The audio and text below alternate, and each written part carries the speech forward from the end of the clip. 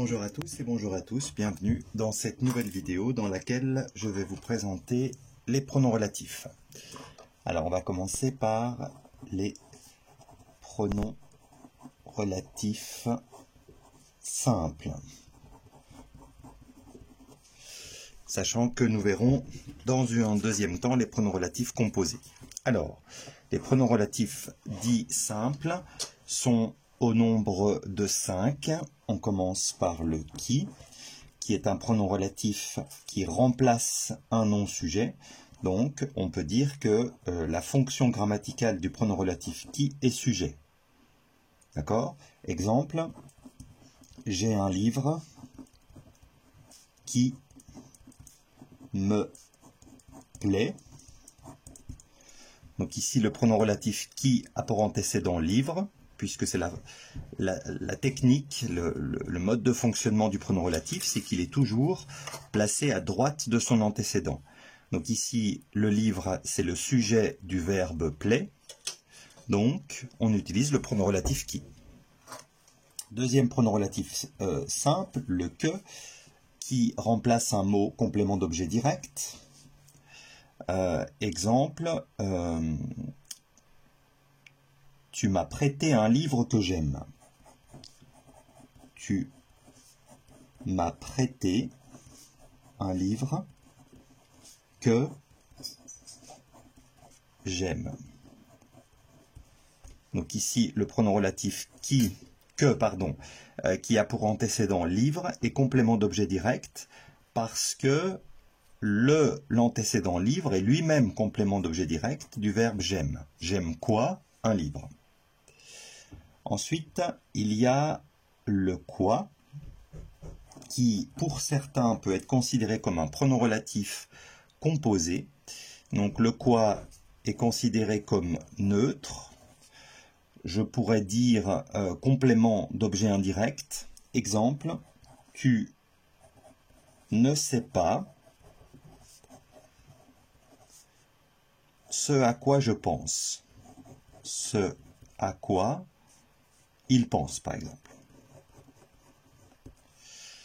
Donc ici, le quoi a pour antécédent le pronom neutre ce, mais comme il est accompagné du a, je vous le répète, certains pourraient penser qu'il est plutôt considéré comme un pronom relatif composé.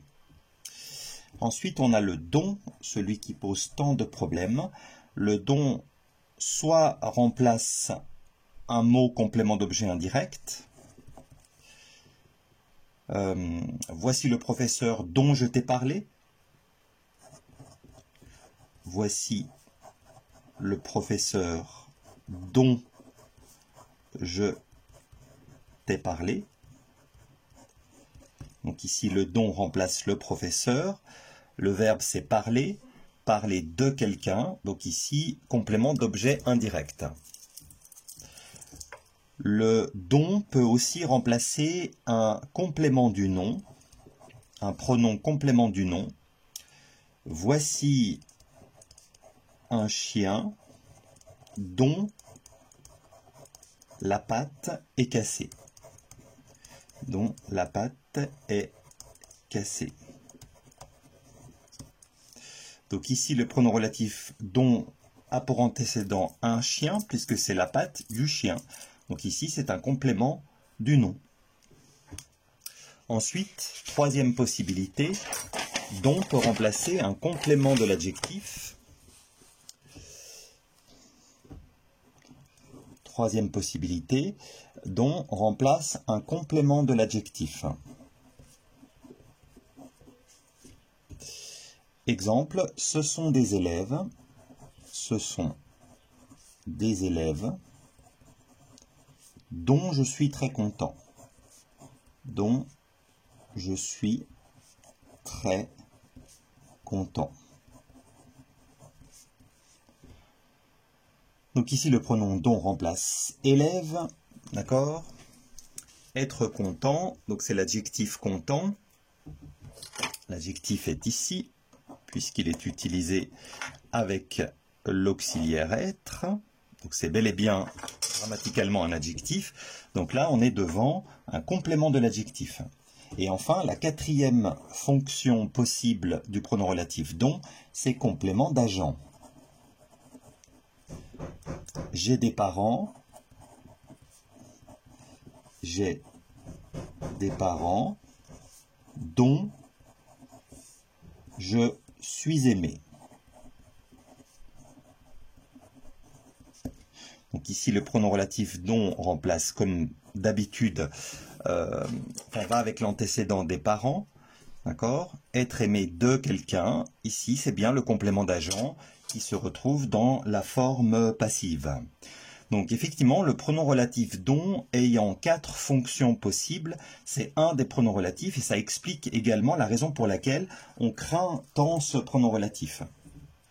Et enfin, le dernier pronom relatif simple, probablement un des plus faciles, c'est le pronom relatif ou qui remplace un complément de lieu, complément circonstanciel de lieu.